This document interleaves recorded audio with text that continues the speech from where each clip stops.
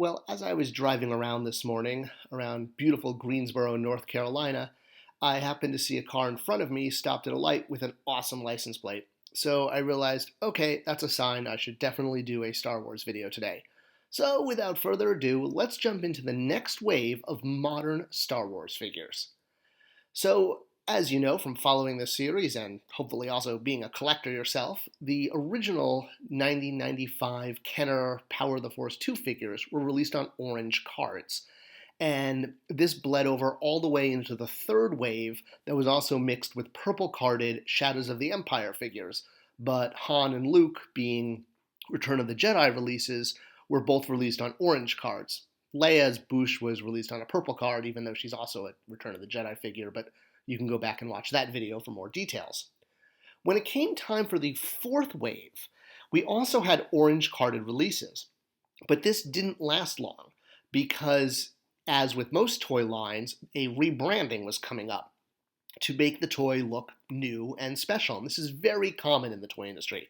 Often either a new feature or a new background art for a card to make it visually stand out will be done every year in order to pique consumer interest. And what's interesting about this wave is not only did it introduce the new branding, but it was really a focus beyond the main characters and bringing so many background characters into modern Star Wars collecting. In fact, there was only one main character in the line, Luke. The rest of the wave was characters who were on screen for, it could have been a minute or even less. And while characters like Greedo, of course, are well known to all of us, they're not main characters. This was a big test of the wave. And not only did it get the new green branding, but it also eventually got the new foil stickers. So there's so many different packaged variants of the figures that came out in this wave. First released on orange, then on green with hologram. So yeah, it was quite a wave. And as I said, this is very common in the toy industry, where toys will be released first in one color package in year one, and then in the second year, they'll get a new package. And all toys always have to go from red, orange to green, right? That's always the order. No, just kidding. He-Man just followed the same example as Power of the Force 2. But changing from red to green, or at least to a new color, helps with the identity and the branding of the product line. Sometimes it's just a change up in packaging year to year, and this is done to help customers find what's new so they know they're buying the latest product and not last year's product. The reason that toy branding changes usually every single year now is so when a customer is looking at the aisle, they can recognize what's new. Of course, some brands like Barbie have their own PMS color.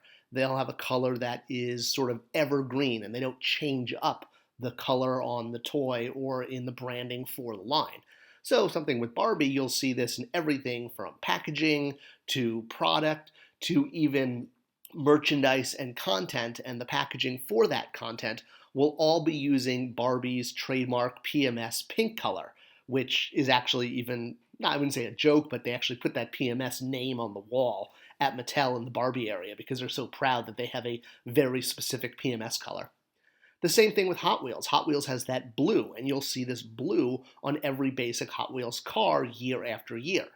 While this wasn't around when Hot Wheels was launched in the 60s, it did quickly become kind of known as Hot Wheels Blue. And again, you'll see it on promotional material, you'll see it on content material. It's to help customers recognize when they go to the aisle, oh, I'm looking at a Hot Wheels car and not some other brand's die-cast car. So that's why some brands have evergreen branding colors that never change. And Hot Wheels and Barbie are probably two of the best examples of this. For Star Wars, the decision was made that they wanted to own green, and they wanted to stand out at retail by being the only toy on a green card back. So while this was first introduced with Wave 4, later on, older figures from Wave 1 and 2 and 3 were going to get reissued on the green cards. So again, more variants. And then the green branding would be changed up quite a few times as the line went on, and this lasted almost 7-8 years before they eventually went to non-green cards, which have now been the mainstay. In fact, they've even gone full circle, releasing timeless characters on vintage card backs that will show how they're part of Star Wars forever. Because once you're, part of the vintage line, you're part of that Star Wars family, and you'll never ever be forgotten. So it's cool that they do that for collectors. So let's talk about Wave 4. As I said, this wave has only one main character. I mean, unless you're going to count the Sand Trooper as a Stormtrooper, but come on, Luke. There's no Han, there's no Leia, there's no Darth Vader, there's no Chewbacca. So this is the Target in Irvine, California, where I did a lot of my toy hunting. And this wave was really the first time I was legitimately hunting and waiting for this wave to come out. And I wanted to really find it on the orange cards, even though I'm an opener. But I knew that they were switching over to the green. So I would get in line every day outside Target, usually with some Hot Wheels collectors. I tended to be the only Star Wars guy at the time. And after doing this month after month after month, I finally gave myself one day off that I said, okay, I'm not going to wake up early in the morning and go wait in line at Target. I need to sleep in on a Saturday for once. And of course, that one single day that I chose to take off is the day that they put out the orange carded Wave 4 figures. And when I came the next day, the Hot Wheels collectors that were there, who knew me as kind of the Star Wars guy, since I never got in their way because I wasn't looking for Hot Wheels, they were like, dude, you should have been here yesterday. The orange carded figures you were looking for were here. And I was like, no, why did I take one day off? It's like, 20 years later, I can still remember that because the amount of time I spent toy hunting for this wave, and literally one day I missed, and that was my only shot to get them. So yeah, I was a little disappointed, but eventually I was able to piecemeal the line together. I didn't find it all at once at retail. I had to kind of track down each figure individually. In fact, I remember I went to a Walgreens, and that was where I found the first figure from this wave, which was Greedo, and it was marked $2 over what Target charged. And I know as collectors we don't like to do that, but I was like, oh, fine, I'm paying $2 more. I've been looking for this figure forever. But I almost didn't buy it. I almost held off to find it at Target price. So Greedo was the first figure in the wave I got, and I really liked Greedo as a kid. He was one of my favorite toys that I had from the original Kenner collection. The new version came with, more arsenal, bigger guns, but he was more film accurate, that he actually had his vest, as opposed to the Kenner figure, which had that kind of cantina thing where all the cantina aliens were given sort of monochrome outfits and, less detail. When I was a kid, I used to do this all the time. I would take a cup and put it on my face like this and pretend I was Greedo because he had that long snoot. And for some reason, I did that all the time. I don't know why. Eventually, new Greedos were put out where the head was given its proper sort of oversized size and the vest color was changed up. All right, so next up in this wave was third droid, R2-D2 and C-3PO, but now we had an R5-D4 with a giant yellow stick accessory.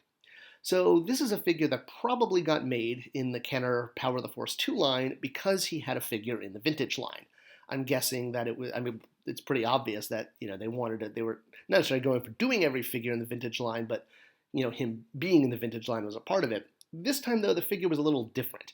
He had these giant swivel blasters mounted on his arms, and what's more is instead of an articulated head, you could pop the body open to reveal a hidden missile inside, where a little trigger at the bottom, a T push button, would blast that missile out, because we all remember when he did this. Not so much.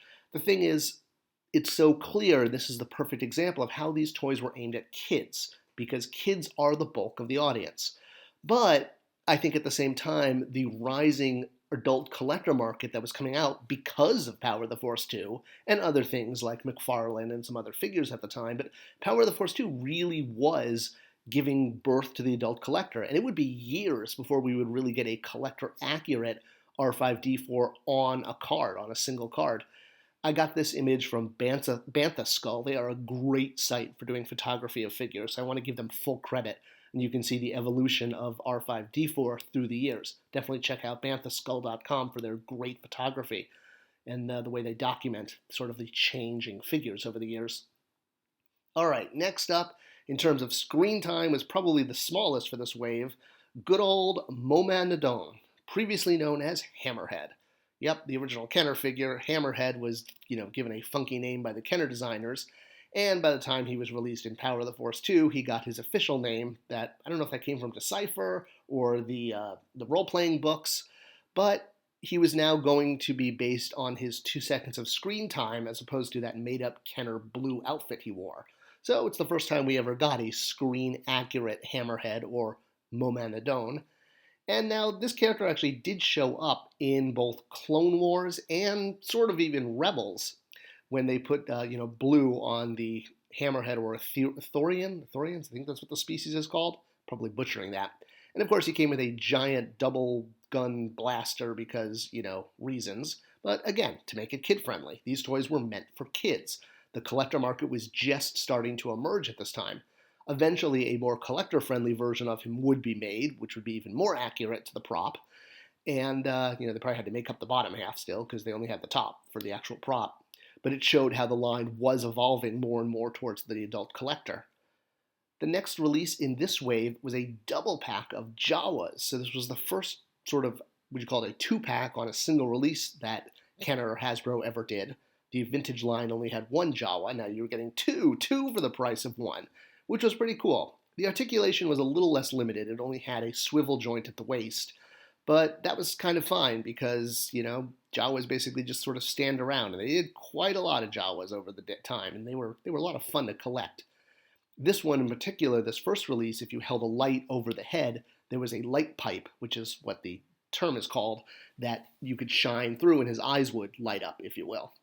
Later on, Jawas would continue to populate the line, going all the way to the vintage series, and it's interesting that now you get one Jawa on a card. Granted, there's more paint ops and way more articulation, but interesting to go from two Jawas to one. Alright, the Death Star Gunner, one of the only figures that had an illustration as his sticker, as opposed to a actual photo. All the other ones had photos. He had an illustration for some reason, probably because it was hard to find a stock image. Now, the vintage figure is interesting, the one that Kenner did. It was released in Power of the Force 1, being the 1985 line that came with the collector coins, and this was the version of the Death Star Gunner from A New Hope. Granted, they didn't have the red on the visor they added to make it, stand out more for kids, but you'll notice that he is in a jumpsuit like the character appears in Episode 4. When the character later appeared in Return of the Jedi, they upgraded the armor and gave him a bit more of a sort of protective vest and an armor shell that he wore around the jumpsuit. So this version that was released for Power of the Force 2 in this wave is the Return of the Jedi version of this character, not the A New Hope version. And he came with the standard Stormtrooper blaster and Stormtrooper giant other blaster. And again, interesting from this Bantha Skull image, great website, every figure we've gotten of the Death Star Gunner in the modern line have been the Return of the Jedi version with the armor vest. We have yet to actually get the A New Hope version of the Death Star Gunner. So this could be seen as, a missing hole in the vintage collection, that we have yet to get this version of this character. It's only been done in the vintage line. Food for thought. Alright, continuing with the Imperials in this line, the Sand Trooper, or Tatooine Stormtrooper. I think he went through a name change. First he was called Tatooine Stormtrooper, then Sand Trooper. So the Sand Trooper, there's lots of them in the movie doing lots of different things, and there's lots of variance between the way the shoulder pad and the shoulder armor works, the color of it, how much deco, how much dirt is on them. The most prominent probably place we remember them is from when the traffic stop in Mos Eisley, when Obi-Wan tells him that these are not the droids that you're looking for. And we've gotten lots of different Sand Troopers over the years to sort of make up the fact that there are tons of variants, different pauldrons, again, different amounts of dirt. You have clean, you have very dirty, you have extremely dirty, you have, like using what's called a wash, which is when it's not a deco hit, but more of a brush stroke. And that's cool that we've gotten so many Sand Troopers because, honestly, this is one of those figures that a lot of people feel should have been in the vintage line, kind of up there with Grand Moff Tarkin and maybe Cantina Aliens and Jabba Palace Leia. There's a handful of figures that really feel like, Wedge, another one that kind of should have been part of the vintage line. So it was great to finally get our first ever 3 3/4 Sand Trooper, or Tatooine Stormtrooper, with the pauldron and the whole 9 yards. And he was the first figure that was posed to hold his gun with 2 arms. Weequay was one of the only other figures like this in the Power of the Force 2 collection. Eventually we would get enough articulation that we could do this on our own. Now my figure in particular had this weird dent in the shoulder that I thought all figures had, but I don't know if this was an error or a running change. I thought it was cool because it added more detail, like the armor had been knocked around a bit. But I have yet to see another figure with this particular dent, and it doesn't look like it was an aftermarket thing. I don't know. What do you guys think? Do you have dented Sand Trooper shoulders like I did? Speaking of Sand Troopers and Stormtroopers, well, not quite a Sand Trooper, not quite a Stormtrooper, but it's Luke as a Stormtrooper, because of course Luke dresses up like a Stormtrooper in A New Hope to rescue the princess. Another figure that was an update of the Power of the Force 1, or Power of the Force line from '85 that came with the collector coins, which was interesting because this was, I think, one of the only A New Hope figures released in that line. Everything else was mostly Jedi. So this figure in Power of the Force 2 shared the same head as all the other Lukes, so they had one sculpt they were using for every Luke. Eventually this was changed, but it's interesting to note that they kind of stuck with the same head sculpt for a while. And Luke would get Han as a, co-Stormtrooper espionager. Is that a word? Espionager? With the Fruit Loops promotion. We'll get more into that when we get to his figure. But it was cool to finally get the two of them, since we never had a Han. And Luke as Stormtrooper, of course, would show up in the line quite a few times in singles and 2-packs. And if you just popped the head on, now you had a Stormtrooper in more kind of standing still pose. The arms weren't as posed as the single-release Stormtrooper. Wrapping up this wave is, well, my favorite character. Tuscan Raiders are one of my top characters in Star Wars. But this Tuscan Raider toy is one of my least favorite. They released more Tuscan Raiders as the line continued. We have yet to get a vintage one, or at least a fully articulated vintage one. But we did get one with a Bantha, which was a dream come true.